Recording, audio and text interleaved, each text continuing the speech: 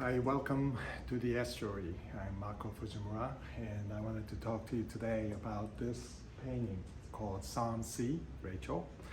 And this painting began really as part of a liturgical set of panels that I did for my church, All Saints Church in Princeton. And it was for Epiphany and Easter. And it used just oyster shell, Gofun pigments, and painted this seascape. And that opened the door for many paintings, including this one, and including the monumental triptych called Sea Beyond series. So here I am simply using traditional Japanese white called Gofun, oyster shell, pulverized oyster shell, and it's one of the most difficult and magical materials to use in Nihonga or Japanese style painting technique. It is a oyster shell that is purified and then made into these dry tablets and then pulverized again on mortar and pestle, going through several days of preparation in order to create this opacity and transparency at the same time. It has this luminosity to it, which I try to take advantage of here, painted on Belgian linen, which is a portrait linen. So instead of using paper or silk, I'm using materials that are more readily available here. But I do like the portrait linen. I have been doing a series on the songs, one song per month, 48 by 48 inches. Based on this surface of Belgian linen as well. So here we have the moon, which I call Riku moon. Riku is the venerated Japanese tea master who pioneered really the aesthetic of Japan. And Riku moon I speak about in Silence and Beauty book. If you curious about how I came about the speculation of how 17th century and 18th century artists continue to venerate this figure who stood in time of feudal war to create peace in the world and paid for it with his life. So this is part of a journey into this story of Psalm C. But also the subtitle of this painting is Rachel.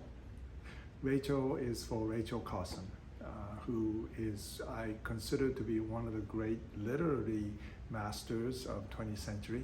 If you have not read her book, her most important book is Silent Springs, but also she wrote a book called The Sea Around Us, which is one of the most important books, I think, in 20th century. So I speak about Rachel in the corresponding essay that I gave at Baylor University at a conference on stewardship of creation. So I will post that here. But Rachel Carson, who spoke about the crisis that is we are facing in the environmental reality. It's also a scientist who wrote in poetic terms. And to me, that integration is very much at the heart of what I call culture care. Here we call this office Estuary, and estuary is where salt water and fresh waters mix. It's the most diverse ecosystem in the world. Hudson River is a major estuary, and it is also a place that requires stewardship and care because of the delicate balances of many competing homogeneous pockets that are set up to create this fantastic competition. But because of that, it creates biodiversity that is quite necessary for the entire ecosystem, marine ecosystem, to be able to thrive. Right now, and this is May, there are 3 million striped bass going up and up the Hudson they're spending time in the mouth, in the estuary to feed, to gain strength, to go up and spawn. So this is also a model of what I call culture care, this fantastic diversity that can coexist and actually is the engine of a thriving ecosystem, this diverse, fantastically diverse ecosystem.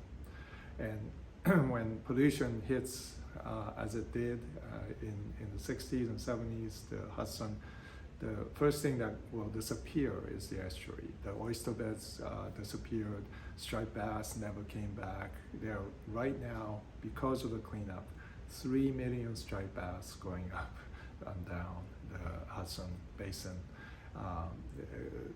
Really restoration that happens because nature is resilient, but also the care of what we give to nature really matters.